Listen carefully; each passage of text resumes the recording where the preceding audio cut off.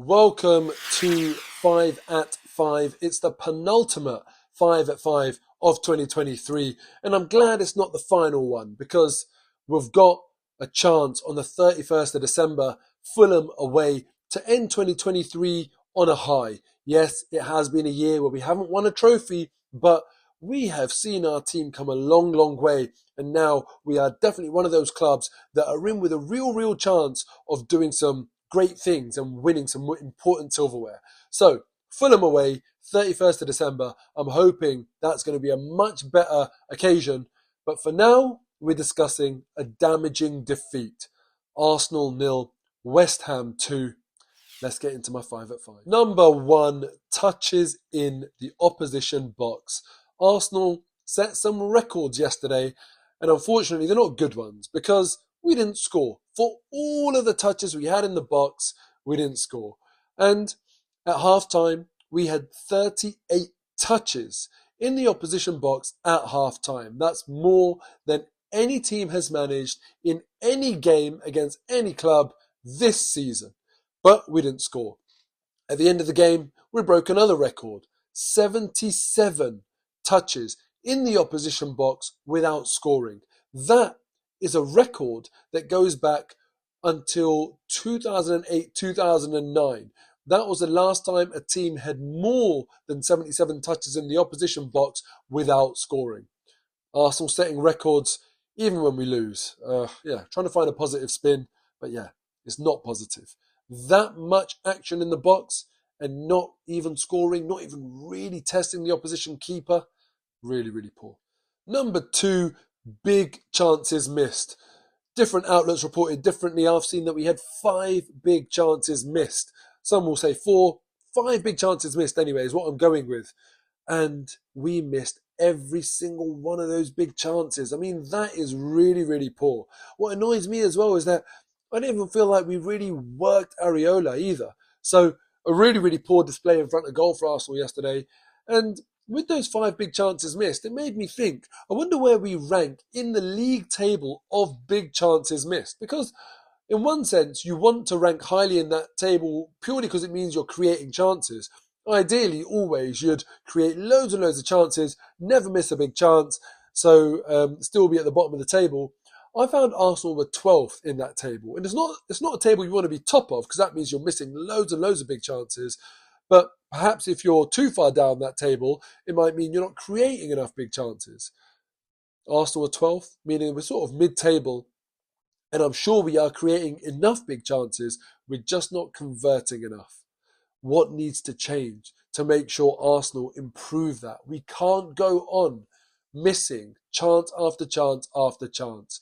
All of those touches in the box, all of those big chances, no goals to show for it. Something needs to change. Goal line technology. Now let's talk about the VAR thing yesterday. Look, I try and be reasonable. I don't enter in all of this conspiracy crap. But yesterday really got to me because even if the rules have been followed appropriately, it means that the technology is not appropriate. And in my fan cam yesterday, I'm sure many of you would have seen that, you would have heard me go on and on about it and perhaps talk, I was talking about getting different camera angles, one from above and from the corner flag to the goalpost, from the goalpost to the corner flag, blah, blah, blah. And actually, my nephew, shout out to him, he pointed out to me that it's just goal line technology. That's all we need. It doesn't need to be any more complex than just what we have for when the ball goes behind the line inside the posts. Now, I get logistically it might be tougher because you're covering a significantly larger area, 100 yards going up the pitch and 50 yards going across, etc. But the technology is there and we need to get it sorted because it should just be a really clear one. Anytime the ball goes out of the pitch, the ref should just get a little beep on his watch and that's it. He knows for sure instead of guessing. Sometimes the ball gets kicked down the line, it's in the air, it's curling, it's very hard. And we all know that the linesman or the ref are just going to be guessing with it, just saying what they think. Why not help them out? And where it really matters, in situations like this, where, a goal comes off of the back of the ball going out of play potentially, it just makes perfect sense to do that. I hope the Premier League respond to what's happened this season and get that mandated for next season. It cannot be that hard, surely. Any objections? Let me know in the comments. Otherwise, I think that's the way forward. Goal line technology for all of the perimeter lines on the pitch in every Premier League ground has got to be done. Toney Links. Thomas Frank, in a press conference very recently, addressed it directly. He said, Toney is a Brentford player and I want to keep him. Everyone knows that there are links and that there is interest. And it's obvious to see why. All of those touches in the box, all of those big chances. You know how many crosses Arsenal put in the box yesterday? 30. That is as many crosses as we had attempts on goal. 30 crosses. And look, Jesus had an opportunity from a cross and he didn't bury it. Saka had an opportunity from a cross. He didn't bury it. Now, are you telling me that Toney wouldn't take one of those chances? We've even seen Dominic Solanke having a really, really good season so far this year. Are you telling me he wouldn't have buried one? Now, I'm not saying Toney or Solanke or Watkins or anyone else is necessarily the right player for Arsenal, but the right player has to be out there. Maybe that's Victor Osimhen, who will cost a lot of money, but ultimately, the links are there to Toney. And I've asked this question many times before in my 5 at 5s. Do we need to change it up? And I think yesterday the answer cemented it as yes. Yesterday was the perfect game where West Ham did such a good job defending centrally and not letting us getting behind, almost saying to us with arrogance, yeah, go on, cross it in. You're not going to beat us. And they were right. Even though we actually had chances from crosses, they backed us not to score. Now that is damning. We need a plan B striker or a plan A striker, and Jesus can be plan B. At this point, I don't care. But we need a plan B that's different from the current plan B. And for me, that plan B needs to be someone in the air that knows they can do the business.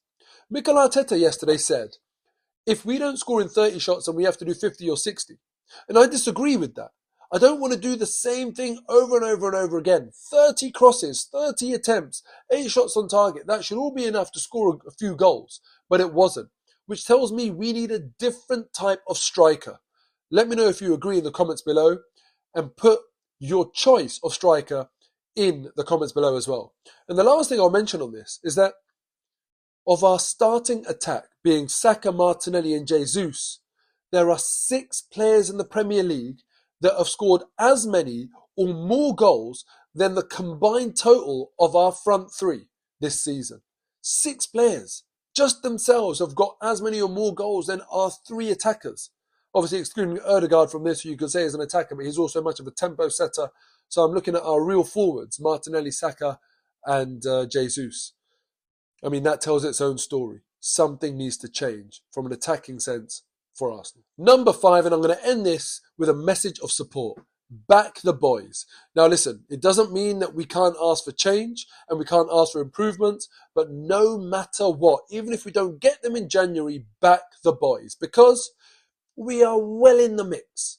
And when you look at the statistics, yes, Man City are overwhelming favourites, more than 3 times as likely, according to sort of statistical models, than Arsenal to win the league. They're ranked at 55.3% chance of winning the title. Liverpool are next with 26.7%, and then Arsenal with 15.4% chance of winning the league. Now, whilst I might not agree with those percentages perfectly, I do agree that Man City are most likely, then Liverpool, then Arsenal. I think we are the 3rd best team in the league, but we've seen it before where teams who aren't necessarily the best team in the league can go and have a great season.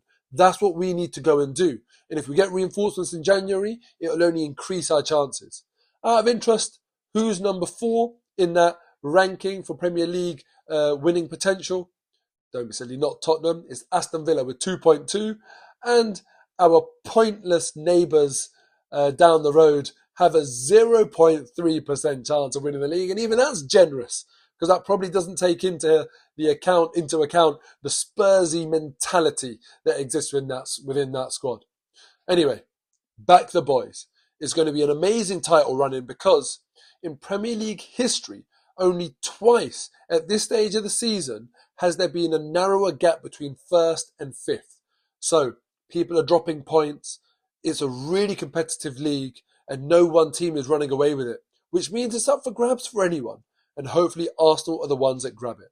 Back the boys, keep the faith. Thanks for watching the 5 at 5. As usual, Please make sure you smash the like button on this video and hit subscribe. Hopefully we have a really successful 2024. Let's see what's in store for the Arsenal. Take care. See you after Fulham.